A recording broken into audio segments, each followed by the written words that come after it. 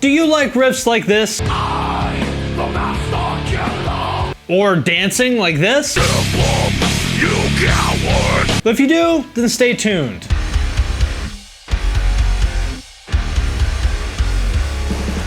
What's up, everybody? I'm Finn McKenty. This is the Punk Rock MBA, and today we're here to talk about a genre that's very near and dear to my heart, and that is New York hardcore. Now, a lot of people have asked me to do like the history of New York hardcore, and I always said no for the very simple reason that I'm not qualified. I mean, I wasn't there. I'm from Seattle, so I'm not the guy to like tell you what it was like in 1985 at CBGB's, but I do think that I have something to say about this genre that hasn't really been touched on in a lot of the documentaries and other things that I've seen, which is kind of how it influenced the scene from that point forward. And that is what I'm going to talk about in this video. Before I get into it, I want to quickly plug two things. The first is I made a Spotify playlist for this with a bunch of my favorite New York hardcore songs, so if you're interested in that, there's a link in the description. And second, if you like this video or any of my other videos, I would love it if you give me a follow on Instagram. Oh, actually, there's three things. I also started a Patreon. There's a link to that in the description as well. And with that out of the way, let's get into it. Part 1, one night on cable TV. Back in the day, there was something called public access TV. Basically, it was a late night time slot where pretty much anybody could have a show. And one day in probably 1990 or 91, I was watching a public access show called Bomb Shelter Videos, which played punk, hardcore, and metal videos that were too obscure for Headbangers Ball to bother with. Hey, hello, and welcome to Bomb Shelter Videos. My name's Bill Bourdain, and I'm your host for a half an hour of underground garage band art, rap, noise, music, videos. That night was my introduction to New York hardcore. I saw the video for Injustice System by Sick of It All.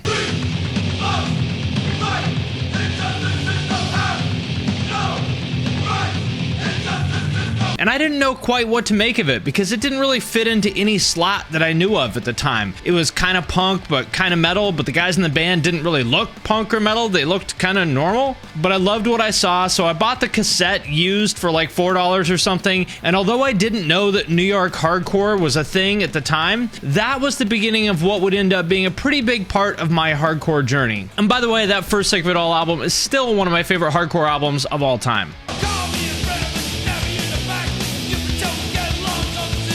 Anyhow, from there I slowly learned that New York hardcore was a thing, mostly because of the MTV show Headbangers Ball, which would very occasionally play two important videos. The first was Anthem by Agnostic Front, and if you're not familiar with Agnostic Front, I highly recommend watching the documentary about them called Godfathers of Hardcore. It's very, very well done and tells their whole story, and it's accurately titled because they were definitely the ones who put New York hardcore on the map back in the 80s, and the ones who pioneered so many things that we now consider part of hardcore.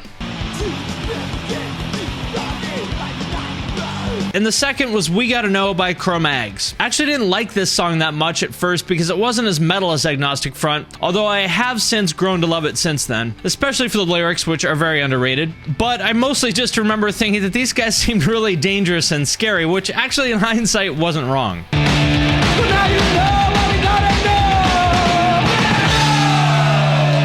But like I said, they didn't actually play these two videos very often, so although they did have an impact, I think there was a handful of other bands that probably had a bigger impact as far as making New York hardcore break through at the national or global level. We came up with the name Agnostic, meaning in doubt of the absolute truth, and Front, meaning about group and organization. Which brings me to part 2, the New York hardcore adjacent to MTV bands, and this is roughly 1990 to 94. I actually think the biggest gateway for kids my age getting into New York hardcore was via what I call the New York hardcore adjacent bands. These are bands that weren't exactly hardcore per se, but had some kind of roots or affiliation with the New York hardcore scene, kind of sounded like a more polished metal version of New York hardcore, and unlike the bands I mentioned, did get a lot of play on MTV. And I'll talk in more detail about these bands in another video, but the big ones would be Anthrax, Prong, Life of Agony, Typo Negative, and most of all, Biohazard. And I mentioned Biohazard specifically because the video for Punishment got a ton of airplay on MTV. And I didn't know this at the time, but it actually has a ton of like New York hardcore legends in the video, like Ezek, Paul Bearer, and Saab from Merauder, among many others. And I know for sure that this video was the gateway into hardcore for thousands and thousands of kids all over the world.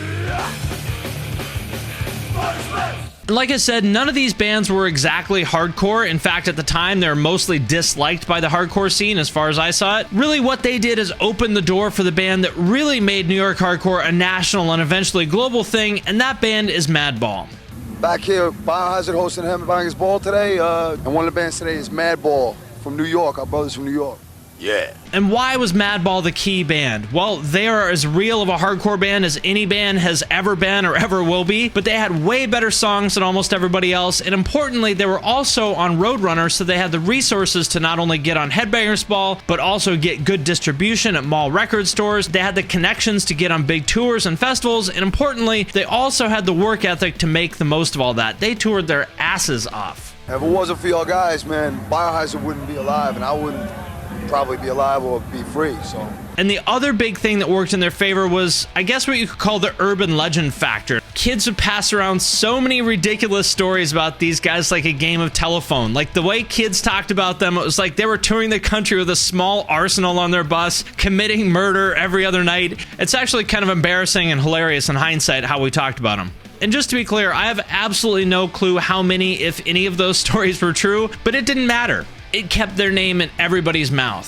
Gotta do what I gotta do for the crew. Now by law. And just like everybody else that time, I loved Madball, I still do, but they weren't the band that really made an impact on me. The New York bands that really changed my life and influenced the way I think to this day were the so-called youth crew bands. We're going to talk about this haircut from the famous Break Down the Walls record cover. Part 3, the youth crew. If you're not familiar, the youth crew bands are the ones that had the whole like champion hoodie, camo shorts, Nikes kind of look that sound like this.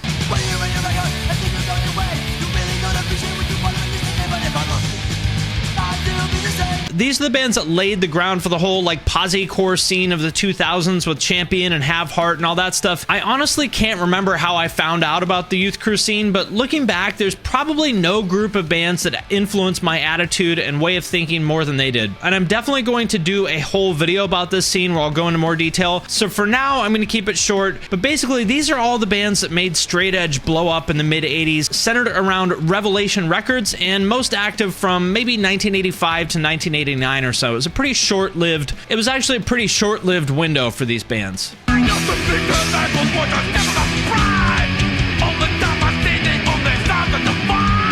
To me, the most important youth crew band by far was Youth of Today. And it's kind of weird to me that you don't hear their name more often these days, because Youth of Today's vocalist and founding member Ray Cappo is pretty much the guy who created the template for this whole kind of hardcore. Another big band in this cohort is Gorilla Biscuits.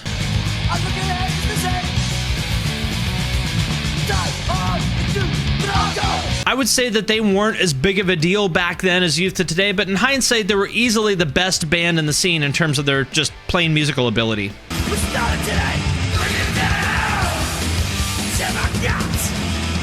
And also Judge. Again, they weren't the biggest band of this group by any means at the time, but they 100% created the template that bands like Strife and Terror would go on to use for their sound, their looks, their lyrics. Basically the whole like Ride the Lightning meets Agnostic Front kind of sound. Anyway, I could go on forever here because there's a ton of smaller bands in this scene that were really, really good. A few that I would recommend if you like this kind of thing are Side by Side, Alone in a Crowd, Wide Awake, Crippled Youth, and my personal favorites, Straight Ahead.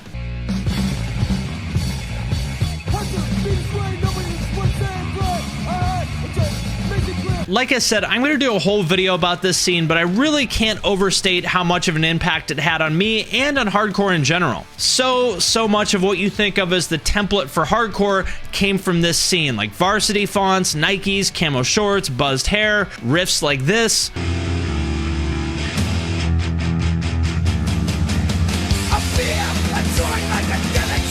Bridge 9, Terror, like Triple B, none of that would exist without the youth crew bands. Now that said, I was actually a little bit too young to experience the prime years of this scene firsthand. By the time I got into it, all the big bands had broken up, their founding members had gone on to start new, basically post-hardcore bands. Ray and Porcell from Youth of Today started Shelter.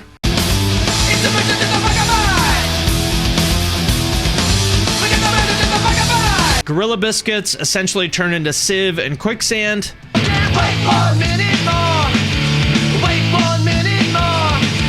And Richie from Underdog, along with Drew from Bold, started Into Another.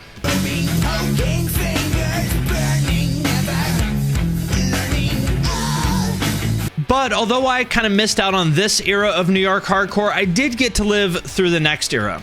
Remember the angry sounds of what they called hardcore music in the early 80s? It was a world filled with leather, slam dancing, and drugs. Well, the 90s hardcore sound is still the same. Part 4, The New Breed, from roughly 1994 to 1999. I actually consider myself very lucky to even have been aware that any of this stuff existed, because remember, this was still before the internet, or at least before the internet as we know it today, so it was actually really hard to find out about anything that was happening in other cities, especially when they're happening on the other side of the country for me in tiny little venues that nobody knew about. But I got lucky, just like I stumbled across that Sick of It All video on Bomb Shelter, in maybe, I don't know, 94, 95, I stumbled across a zine at Tower Records called In Effect, and that zine would be my window into the world of 90s New York hardcore. And by the way, it still exists online, so check that out if you want to know what's happening with current New York hardcore. Anyway, what really stood out to me as somebody who was always kind of equally into metal and hardcore is that this generation of New York hardcore was all about blurring the boundaries between those two in a way that really nobody was doing at that time. A few of my favorites that you might want to check out. First of all, Merauder. The master killer, strike you down. Can't be defeated, I own the crown. In hindsight, Marauder's probably the very best band to this whole generation of New York hardcore. If you only listen to one album because of this video, it should definitely be their album, Master Killer, on Century Media from 1996. And also, All Out War.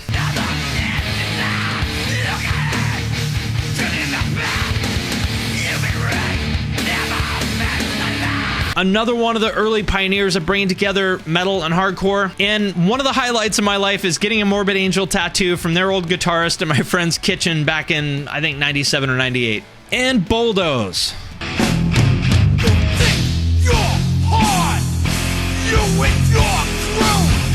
Now it's time to see if you're true. For better or worse, these guys are the originators of beatdown hardcore. I mean, their album is called The Final Beatdown. Kind of says it all, right? And Crown of Thornz.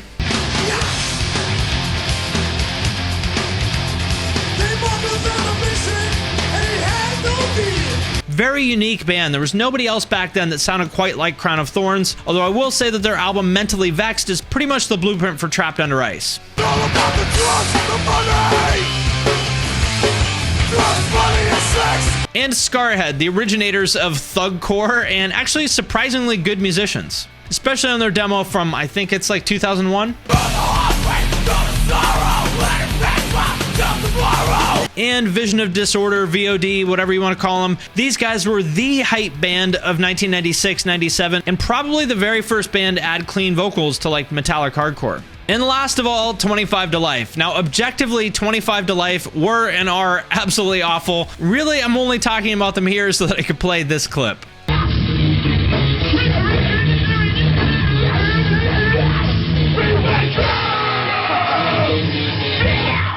Anyway, I could keep going on forever. There were just so damn many really good hardcore bands coming out into the New York area at that time. I couldn't possibly list all of them. The New York bands back in the like mid to late 90s were just better than everybody else. Better songs, better players, better engineering. They were just better across the board. That said, I feel like the New York scene really slowed down by like 1999 or 2000. But I do have to give a shout out to a few of my favorite New York hardcore releases of the 2000s. New York Metal by Irate. This is just a fucking classic. We are New York Metal. We are making bridge on a whole new fucking level. Life on this ghetto. It's not a reason we. Vietnom. It's Skarhead. Yo, when I'm back once again. I'm not an average man, a reputation hooligan. I got style, and Agents of Man.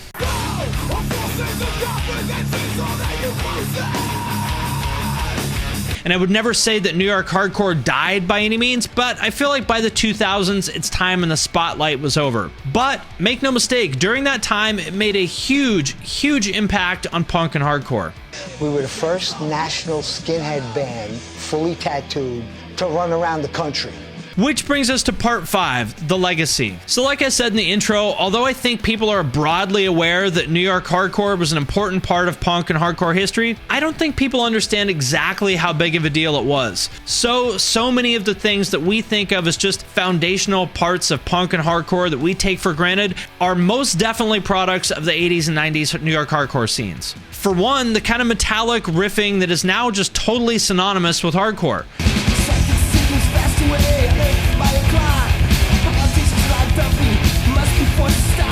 There were, of course, other bands doing something along the same lines, but in my personal opinion, Agnostic Front's Cause for Alarm album is the one that really put that style of riffing on the map. And the same goes to the later generation of bands like Merauder and All Out War, who really took the metal riffing to another level that was totally unheard of at the time. And just to make this crystal clear for you, let me just compare what, say, like an Orange County hardcore band sounded like in the early 90s compared to what Merauder sounded like back then. Check out this versus this.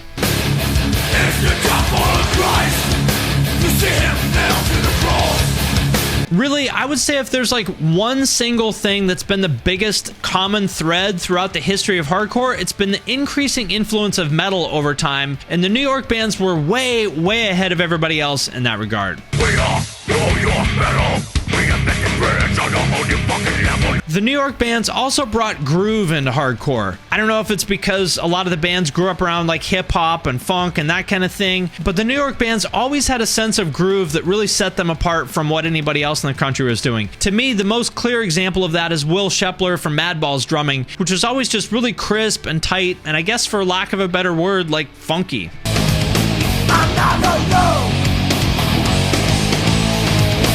Follow the path of no one else. I think what it is that these bands were the first ones to think of hardcore really as dance music. Like, this is the thrash part, this is the circle pit part, this is the two-step part, and this is the mosh part. Again, that might seem obvious because everybody thinks of hardcore like that now, but that was a very new idea back in the 80s. Our music is written total crowd participation. Yeah, you know, because that's how we grew up. Listening to early hardcore was total crowd participation. You know, pile on, sing along. And lastly, they also brought street culture into a hardcore in a way that wasn't really a thing before. And I don't know if this is entirely a good thing, but I don't know, just kind of is what it is. It happened. And just to be clear, by urban culture, I mean that like grimy hip-hop gang culture kind of vibe that bands like Madball brought to the table with songs like Down by Law. Within this cell, what I feel, revenge is what I seek. Or more blatantly, Skarhead.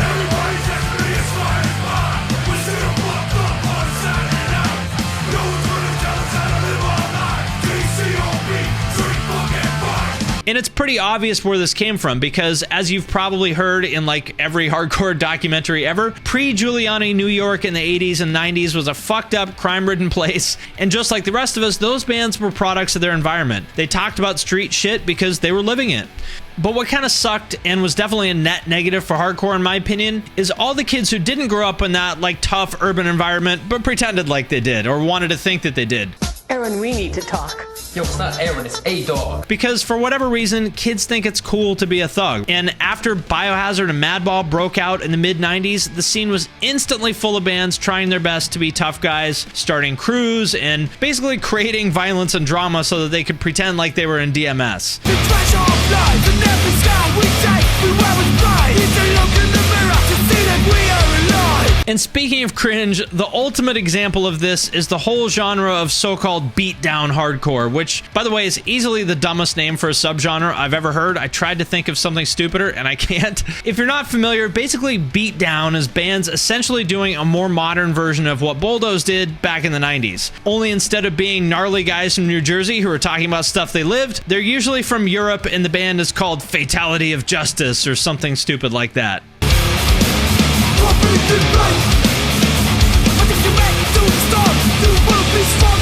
But anyway, just to close things out on a positive note, if you're at all interested in like the history of hardcore or whatever, you really have to give 80s and 90s New York hardcore a massive amount of credit for laying the foundation for so much of what we now look at as hardcore culture. And I'm happy to see these guys finally get the mainstream recognition that honestly they always deserved. The music media wouldn't touch this stuff with a 10-foot pole back in the 80s and 90s. I mean, I can't recall ever reading more than a few words about any of these bands back then. And for a while, I thought it would be one of those scenes that would just kind of go undocumented like so many other important movements do. I mean, I didn't have any big ambitions, and I certainly didn't think that, 30 years later, people would still care. But something changed maybe about 5 or 6 years ago. Suddenly it seemed like the switch had flipped and the media finally cared about New York hardcore. Probably 20 years later than they should have, but better late than never, right? As a few examples, Vice did great pieces on Judge and Agnostic Front and a few other bands. Harley Flanagan was on Anthony Bourdain, and John Joseph has become kind of like a vegan fitness influencer, appearing on Joe Rogan and even in the AARP magazine, which is super bizarre. I never thought I would see that happen. And in the fashion world, the Hundreds did a collab with Revelation Records, and Bobby frequently talks about how influential hardcore was on the brand. 10 Deep did some stuff with John Joseph. The list of people who want to pay tribute to New York hardcore goes on and on and on. And I think all that is coming from a lot of people who probably had the same experience that I did. I may not have been there to see very much of it myself with my own eyes, but I was most definitely influenced by it. I felt the impact of it even growing up thousands of miles away from CBGB, and to me, that speaks volumes. Alright, there's my 2 cents on how I saw New York hardcore influence me and the larger hardcore scene in general. I would love to hear what you think. Are you a fan of the genre? When did you get into it? What are your thoughts on how it's affected hardcore and punk and just like culture in general over the years? So again, just to be super clear, this is not like the comprehensive history of New York hardcore. I'm not the guy to do that. That said, the history is super interesting, and if you want to dig into that, I would suggest this book by Tony Retman. I would suggest reading my friends at noecho.net and In Effect, because all those guys were there, and well, I wasn't. What's your favorite New York hardcore band, and what do you think is the most interesting thing about that scene in general? Let me know all about it in the comments, and before I let you go, I want to really quickly thank everybody who supports me on Patreon at the True Cult level or above. And those people are Andy B, Anthony C, Amber G, B Sacrilegious, End of May, Jeff W, Jordan H, Jonas E, Justin H, Luke S, Michael B, Militant Me, Nick G, Ridley H, Ryan W, John R, and Wally P. You guys are True Cult fans. I appreciate your support very much, and you have my eternal gratitude. If you are interested in supporting me on Patreon, there's a link to that in the description. You can get an audio-only podcast feed, a private Discord server, members-only Q&A live stream, some other stuff. So yeah, check that out if you're interested. I'm gonna sign off for now, but I will see you next time.